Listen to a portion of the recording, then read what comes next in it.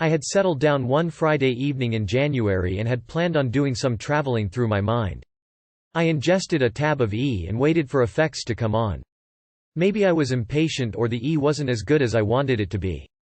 Anyhow, I ended up swallowing 2 more tabs, which isn't for everybody, but I am a big guy 6 feet 6 and 240 pounds and I like E. By the way, that was about 1.5 hours after I took the first pill. Next thing was to snuff up that special K, about 1/8 of a gram. At the time I had been watching a movie I had rented, Run Lola Run, kick-ass movie I might add. Effects of both E and K were kicking in real good at this time and I seemed to be in this movie. I made it through the movie, barely, without going into the K hole. I put on the radio and snuffed another 1/8 of K. My consciousness completely melted out of time and blended into everythingness and nothingness. I think at this time I nodded out for bit IWUZ, really high, low, in, out, and everywhere and nowhere. In other words, INEFFABLEY flippin'. The effects yielded enough to bring me back to partial consciousness. I had thought that everything was all right and then the other wanted to show me more. Time at this point had entered back into my consciousness, but it was like some sort of quantum time.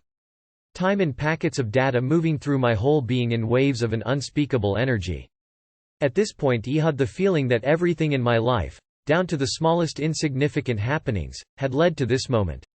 The intensity of the energy was steadily increasing and luminescence now entered the happening. All of this increased to unimaginable proportions similar to that point on a great rollercoaster ride when you think you just can't take any more, but infinitely, extremely, Godpower Infinergy. Next everything was alive.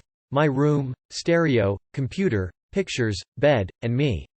This INFINERGY continued through me and everything then started expotentiating time into those packets which grew like crystals all over everything.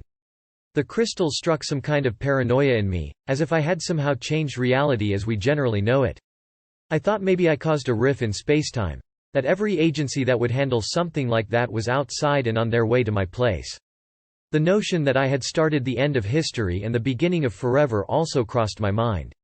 I was becoming scared and the other turned up the juice even more and I definitely merged with God. I was God, for a moment, so I thought.